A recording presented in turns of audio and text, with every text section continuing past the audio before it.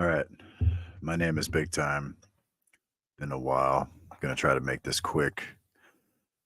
Might white out a little bit. I might lose my shit. So, PA Ceasefire is back, and they're having their annual memorial. They're having it in Philadelphia at Lincoln Financial Field. And I'm gonna play a video. And they now have a new member to their ranks, who is the mom of Nicholas Elizalde. So I'm going to play the video first, then I'll talk, then I'll explain why everything they're saying is bullshit. I do not blame the mom. Let me play the video first, then I'll talk. He would be here for me. I'm here for all of our children. The portraits of lives lost to gun violence help tell the story of communities in crisis. Gun violence. 14-year-old Nick Elizalde's image is among them. In September 2022, a football scrimmage at Roxborough High School turned into a murder scene when 5 shooters opened fire. Police have described Nick as an innocent. 5 black shooters. Let me correct the news. And we're going to show all that. I'm going to cover all that. I'm going to show you what they're lying about. Bystander, not the target. His mother, Meredith, was there. If people knew what it felt. She had to watch her son die. She had to watch her son die. Like to watch your child be murdered at school. Then they would all be here at this summit. This summit at Lincoln Financial Field, organized by anti-gun violence nonprofits Ceasefire PA and Brady United, is focused on helping. It's a lot of black people. You notice that? Community members understand how crime guns are being sourced and how the problem can be addressed. We put on events like this. Crime guns. To bring awareness to the community, because the best solution is providing this education and the community putting public pressure on our politicians, on law enforcement. Speakers include survivors such as Alea Eastman, who witnessed the high school shooting in Parkland, Florida in 2018. I was in the 3rd classroom that the perpetrator shot into. So I witnessed 6 of my classmates get shot and 2 of them die. My son Nick was 14 and he was murdered. Meredith Elizalde also shared her experience with summit participants and spoke about gun violence in Philadelphia. Do you think the new administration, the new mayor, new police commissioner are making any headway? I think headway starts in homes first. Organizers are hopeful this gathering will make a difference. The people who are here today, what do you want them to do when they leave Lincoln Financial Field? We really see this as a jumping off point for community leaders, local. We failed the physiognomy check. Activists, experts in the space to come together and understand the scope of this problem and start building a movement in this region to hold dealers accountable. Okay. Hold dealers accountable. So let's find a better view of this female.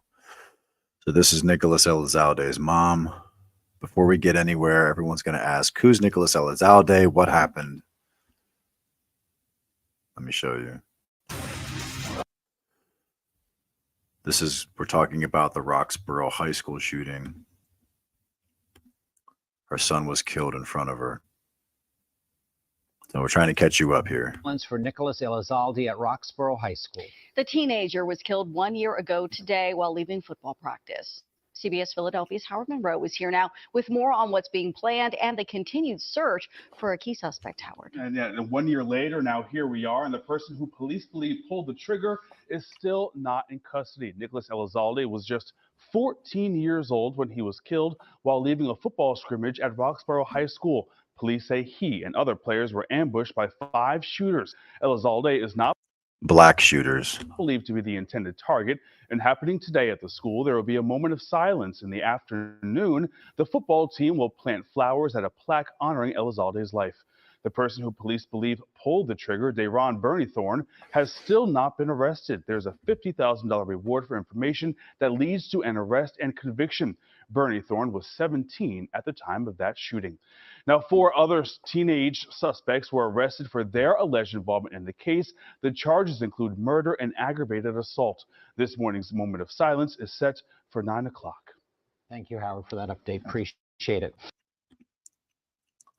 All right, so now we're going to play. Today, a moment of Now we're going to show you the shooting so you can see it.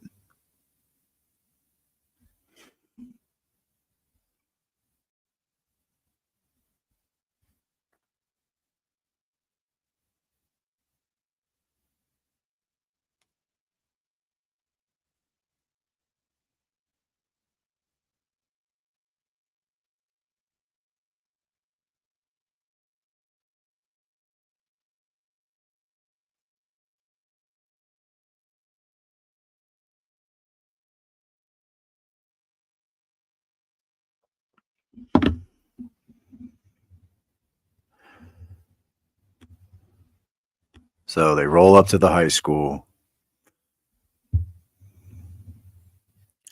and 5 people who, in my opinion, deserve to be in prison for the rest of their lives. And one of them who should be swinging from a tree rolled up on this football practice and started opening fire. This was an act of domestic terrorism. Changed my mind.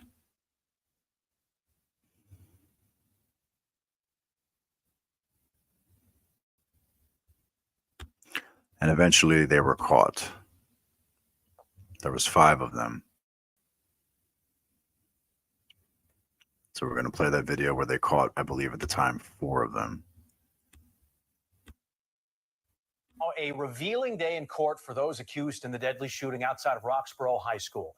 You'll remember 14-year-old Nicholas Elizalde was killed in the ambush. And tonight we're getting new details on the 4 suspects. These are pictures of 3 of them. A 5th suspect, after all of these White supremacy at its finest. months, still has not been captured. I'm Sheba Russell. I'm Jason Martinez, and our Kelly Rule has the latest from court. This case will now move towards the trial process, but I can tell you it was an emotional and at times tense day in court. The mother of 14-year-old Nicholas Elizalde, visibly upset at times, and actually chose to leave the courtroom when they played the video of the Roxborough shooting. And some of the family of 19-year-old Tamir Jones, murdered the day before, got into a verbal argument with some of the defendant's family members. They had to be separated by deputies outside of the courtroom, and some chose to leave for the day. 3 Philadelphia police homicide detectives called to the stand by prosecutors outlined extensive evidence that led to the arrests of 15-year-old Troy Fletcher, 21-year-old Yassine Bivens, 17-year-old Zahid Jones, and 16-year-old Salim Miller for the deadly shooting outside Roxborough High School. 14-year-old Nicholas Elizalde was killed and 4 others wounded as they were walking out of a football scrimmage September 27th. The detective's testimony went into detail about the Ford Explorer used in the deadly shooting and the infotainment system inside. Detectives say that system linked 16-year-old Dayron Bernie Thorne's cell phone, who investigators still have not located and arrested. Detectives testified a search This guy's name is Bivens. We're going to get to him in a second. warrant of Bernie Thorne's phone led them to the numbers of the 4 other defendants, and evidence recovered from all 4 phone numbers placed them at the scene at Roxborough High School. Detectives also testified about the use of DNA, saying DNA found on a bag of marijuana left at the Roxborough scene matched with Zahid Jones, and a latex glove in the Ford matched to Salim Miller. Additional DNA and fingerprint evidence is still pending. Detectives also testified ballistic evidence recovered at the scene showed 2 of the 5 guns used in the Roxborough shooting matched the ballistics in the deadly shooting of 19-year-old Tamir Jones the day before. There. So they killed other people. They killed another person. Or they took the guns from another gang. I don't know. I don't care. I'm so fucking tired of, oh, they be putting the guns in our neighborhoods. The CIA dropped off guns in our neighborhood. They the reason we killing each other. No, your kids are fucking violent. Okay? Your children, these children at least, are fucking murderers. And I have no problem with anybody who wants to segregate and not allow you in their neighborhood. And that investigators were able to link Zahid Jones and Troy Fletcher to Tamir Jones' murder through evidence including cell phone records. God, I can't imagine why we had Jim Crow. I just can't imagine. Can you? And video surveillance that showed the pair wearing similar clothing items in the Roxborough shooting. Defense attorneys tried to poke holes in the cell phone records and recover DNA, but a judge ultimately decided to uphold all charges. The big question not answered in court: What was the motivation behind both of the deadly shootings? Again, Yeah, I don't care. All right. So are you all caught up now? So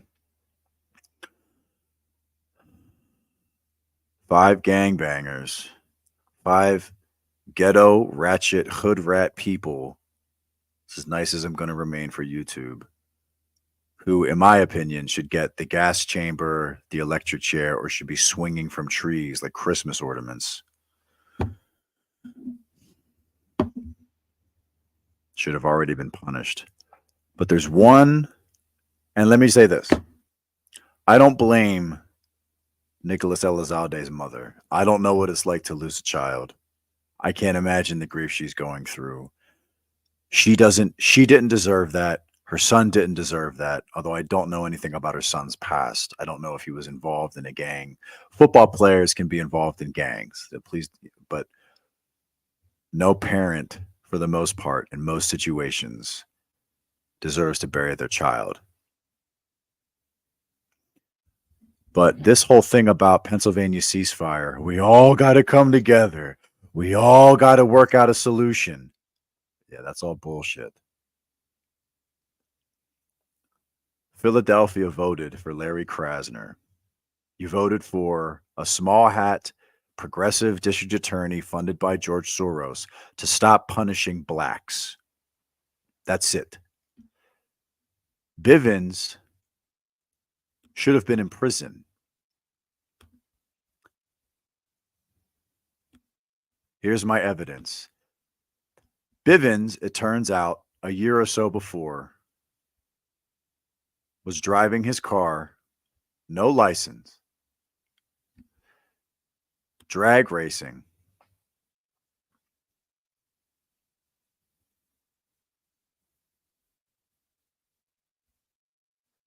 and he crashed and killed a baby.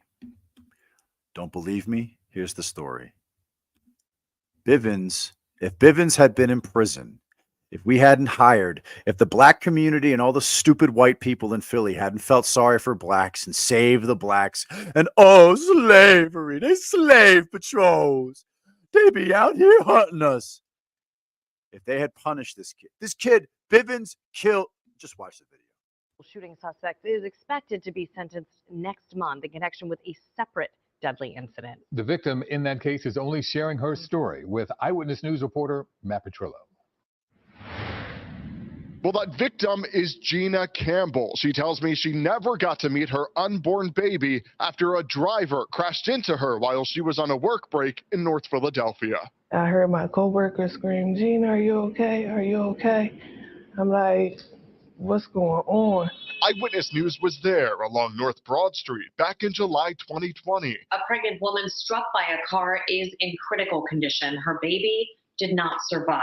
That's when police said a man drag racing lost control of his car and slammed into Campbell, who was 7 months pregnant. I was laying on my stomach. I felt her move, but when they turned me over, I couldn't feel her no more. Like, it didn't feel right.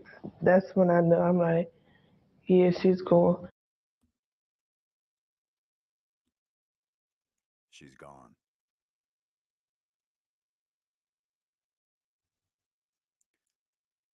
Why isn't this motherfucker dead? You can say whatever you want. He didn't mean to crash. There was no intention of crashing. It was kids having fun, kids being kids. Okay, fine. He still has to go to prison. You killed a baby. But then, because he wasn't in jail. Why wasn't he in jail? Here's why. Police identified the driver in the crash as Yasin Bivens. He was later found guilty of aggravated assault by vehicle, illegal racing, and causing an accident involving death while unlicensed. But as he awaited sentencing, he walked out of the courthouse free on bail after his conviction in August. So I never want any other black person to ever fucking complain again about the white systematic, white supreme pizza injustice. Black people can kill babies and walk. Black people can kill babies and walk free. That killed a 14-year-old And if you don't like it, get the fuck off my channel. boy and hurt 4 other teens. If there was something you could tell the district attorney, what would you say to him? Are you happy now? We wanted to ask Philadelphia District Attorney Larry Krasner. And this is the guy. This is the guy who all of Philadelphia, the stupid fucking white people, and all the fucking, oh, everything's racist black people voted for. You voted for a guy who is going to save the blacks. And oh, racism. That's why your kids be in prison. It's not because they don't follow the law and they kill babies and they have an ops culture and they're violent, where at the drop of a hat, they'll throw away their lives and shoot indiscriminately into a football field at a bunch of high school kids and commit acts of terrorism. No, it's because racism. And this guy got nominated. He got reelected. So Ceasefire can go kiss my fucking ass. This is the guy who's letting all the black criminals go.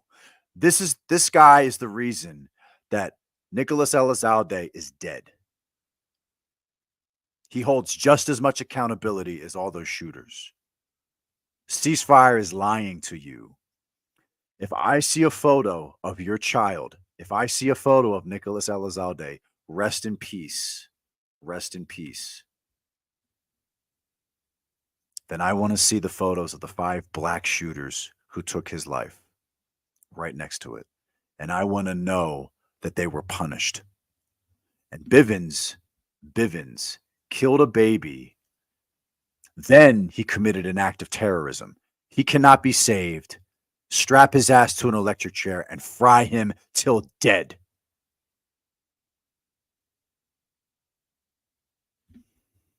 Why the prosecutor on the case did not ask the judge to jail Bivens as he awaited sentencing, but his office wouldn't schedule a sit-down interview prior to Bivens' sentencing. All right. And at a recent unrelated news conference, Not at this time, no. Krasner declined to talk about it. Are there any other questions? You're the problem. Follow the laws of your municipality. I am not condoning violence, but in all honesty, I really don't understand why something hasn't been done. If Jeannie Campbell found Larry Krasner in a dark alley and I was on the jury, I would not convict her. Your baby is dead because of this guy, and Nicholas Elizalde is dead because of this guy, because of him. See, look at this guy punishes cops more than he punishes black criminals. He's the savior of the blacks. I am the small hat savior of the blacks every single time. But Campbell's attorneys representing her civil case had plenty to say. More white people representing black victims. It's just he committed a serious crime. The sentence is going to be years, or at least for the crime against Gina. And so, there was no reason why, at least from my perspective, that he should have been out on the street at the time. You have to look at their decision to let Bivens out on the street and question it, because you have someone who took a life. And people are putting forward these ideas, threat assessments, danger scenarios. How dangerous is the person to the public? And again, I'll say it one more time. Maybe he didn't mean to kill Gina Campbell. Maybe he was just drag racing and it was an accident. He lost control, even though he didn't have a license. But a shooting into a football game, that was premeditated. He can't be saved, and he deserves to be dead. And I want to show something. People know that what I would say in this scenario is, he who is not angry, whereas he has cause to be, sins. For unreasonable patience is the hotbed of many vices. It fosters negligence and incites not only the wicked, but the good to do wrong.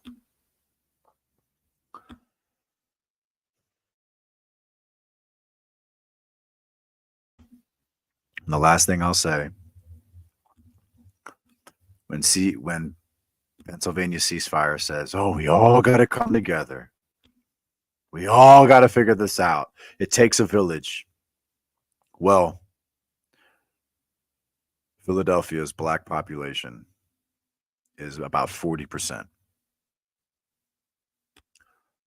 However, if we look at the gun memorial, 40%. All groups, I hear this all the time. The common deflection is, oh, white people do it too. Every group commits crime as a way to deflect, or essentially a whataboutism. Well, what about white people? Well, what about Asians? Well, what about Latinos? It's just a deflection from the massive amount of crime they commit. And to prove the massive amount of crime, you can look at this yourself. I'll leave you with this. This is the gun memorial for Philadelphia. 44% of the population, I would say, what, 90%? This is Damon Taylor. He was killed by the black shooters when they shot up the bus a couple weeks ago. 44% of the population. What's their percentage on this website? And if you follow Ock Nation News, this is the gay guy who was SAing and giving drugs to a homeless African American whose family didn't care about him until he was in the news so they can make money. What are they, 90%? So, no, it's not all our problem. It's the black community's problem. Your community has a violence problem. Your community solves all of its problem with violence. And I completely understand if anybody else wants to get the fuck away from you. So anyway, I just wanted to show Bivens should have been in prison and Ceasefire is lying to you. Anyway, I'm big time. That's news to me.